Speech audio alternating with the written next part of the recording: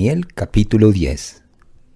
Compilación de comentarios proféticos editado por Getan. El capítulo 10 de Daniel es una introducción a la revelación que recibe en los capítulos 11 y 12. Los textos originales de la Biblia no estaban divididos en capítulos y versículos. Se cree que Stephen Langton, arzobispo de Canterbury, fue el primero en dividir en capítulos la versión Vulgata de la Biblia en 1205. El impresor parisino Robert Estienne fue el primero en enumerar los versículos dentro de cada capítulo en 1551. Estos datos son importantes para entender por qué se producen algunas divisiones de capítulos de la Biblia que resultan curiosas, entre ellas la de este capítulo y el que sigue.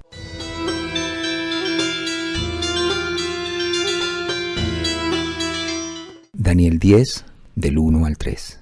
En el año tercero de Ciro, rey de Persia, fue revelada palabra a Daniel llamado Beltsasar, y la palabra era verdadera, y el conflicto grande. Pero él comprendió la palabra, y tuvo inteligencia en la visión. En aquellos días yo, Daniel, estuve afligido por espacio de 3 semanas. No comí manjar delicado, ni entró en mi boca carne ni vino, ni me ungí con ungüento hasta que se cumplieron las 3 semanas. Esto fue en el año 536 a.C. Aunque no dice por qué Daniel se encontraba haciendo ayuno y duelo durante estas 3 semanas, se piensa que era porque muy pocos judíos habían regresado con Esdras del exilio. Daniel conocía las profecías de Jeremías, y él entendió que la cautividad babilónica duraría 70 años, según Jeremías 24, 25 y 29. El tiempo se había terminado, habían pasado al menos 2 años desde que Ciro había emitido su decreto y solo unos pocos habían regresado. Si bien el decreto para dejar retornar a los judíos a Judá se había promulgado en el primer año de Ciro, en el 538 a.C., el retorno migratorio en sí no tuvo lugar sino hasta el 536. Esto correspondería al tercer año del reinado de Ciro, lo que coincide con los sucesos de este capítulo. ¿Sería que se urdían intrigas para evitar que retornaran? Sin duda había quienes se oponían a que los judíos regresaran a su tierra, como se ve en el capítulo 4 de Esdras, en el que los samaritanos apelan en varias ocasiones al rey y a la gente para que impidan a los judíos reconstruir su templo. Daniel era un hombre dedicado a la oración. Quizás al verse impedido de ejercer su influencia en la corte respecto a aquel asunto, se hubiera dedicado a lo único que sabía que podía producir un desenlace favorable: orar y ayunar.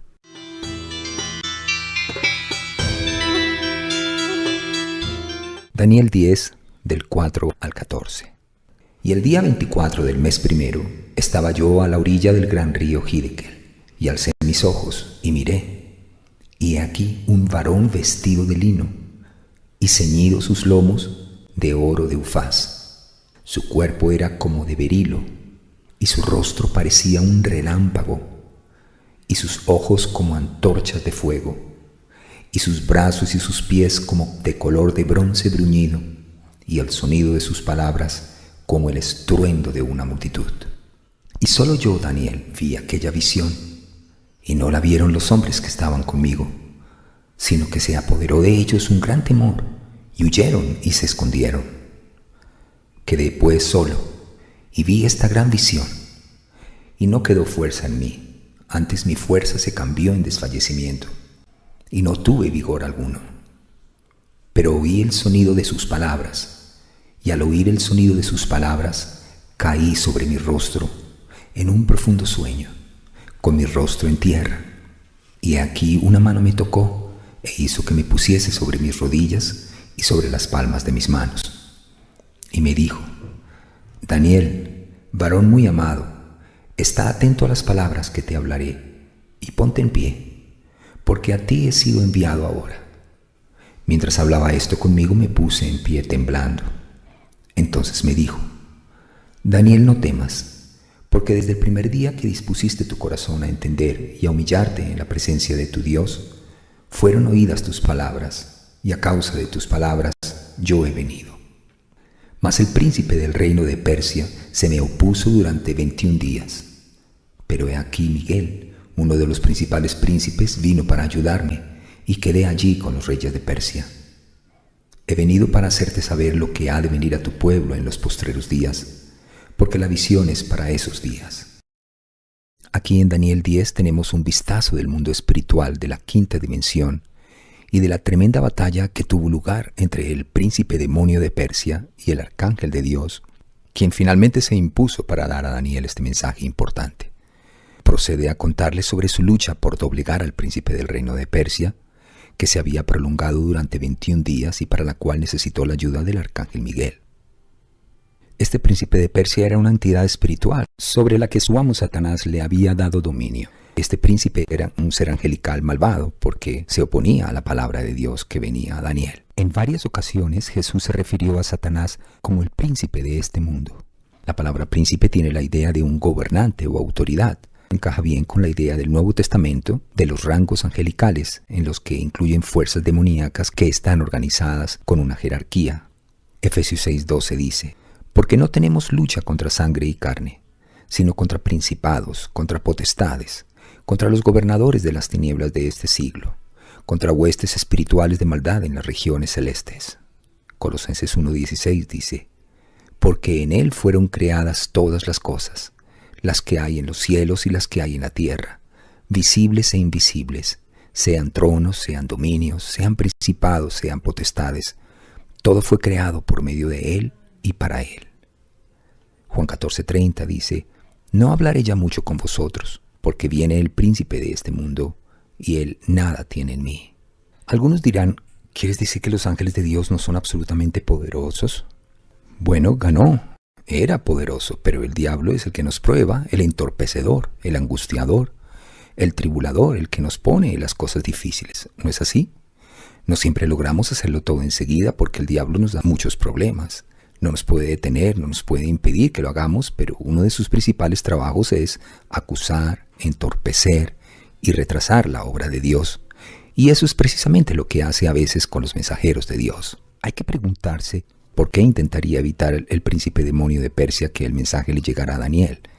Veremos que era un mensaje de suma importancia, en particular en lo que toca a nosotros en el presente. Sin embargo, es posible que estuviera defendiendo su territorio y que al mensajero angélico se le hubiera enviado primero a influenciar las decisiones de la corte de Persia, por ejemplo. ¿Por qué estaría tan interesado Dios en influir en una decisión del rey de Persia hasta el punto de enviar un ángel allí? Si aquella decisión hubiera de tener algún efecto en el consentimiento del retorno de los hebreos a Judá, el efecto sería considerable, ya que Jesús debía nacer allí en Belén. Para que se cumplieran las escrituras, los judíos necesitaban que se les permitiera regresar y quedarse en su tierra natal hasta que naciera Jesús. Desde luego fue eso lo que ocurrió y no se los volvió a expulsar hasta 40 años después de la ascensión del Señor. Al diablo y a todos sus demonios sin duda les hubiera gustado frustrar ese plan. Sin embargo, el ángel triunfó con la ayuda de Miguel. También algo importante a señalar es que dice en el primer versículo: y el conflicto es grande. En el versículo 14 dice: he venido para hacerte saber lo que ha de venir a tu pueblo en los postreros días, porque la visión es para esos días. En otras palabras, que lo que se dispone a contar es algo muy lejano que va a tardar mucho en hacerse realidad. Tenemos a Dios enviando a su ángel, dándole a Daniel una visión en los siguientes capítulos, el 11 y el 12, que en su mayor parte no va a suceder durante siglos, hasta los últimos días. Ahora, ¿por qué crees que haría algo así? Lo hizo exactamente porque la profecía es la marca de autenticidad de Dios a un mundo rebelde, de que su palabra es la verdad. Así que cuando esto suceda, he aquí que vendrá, y sabrán que un profeta ha estado entre ellos. Y desde ahora os lo digo antes de que suceda, para que cuando suceda creáis que yo soy. Ezequiel 33 y Juan 13.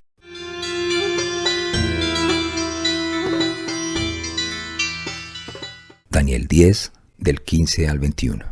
Mientras me decía estas palabras, estaba yo con los ojos puestos en tierra y enmudecido.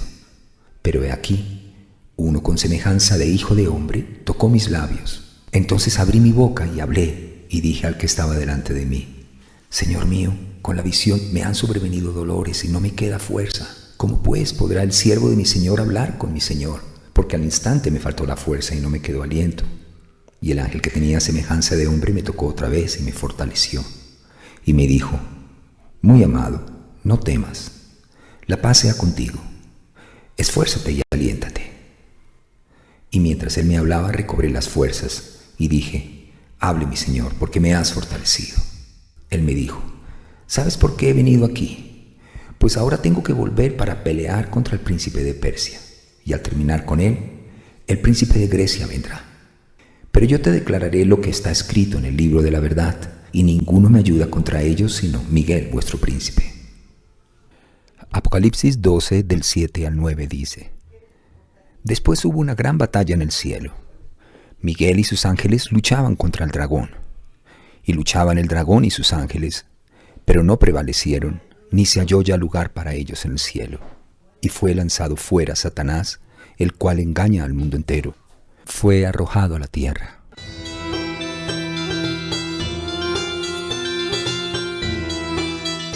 Daniel 11:1.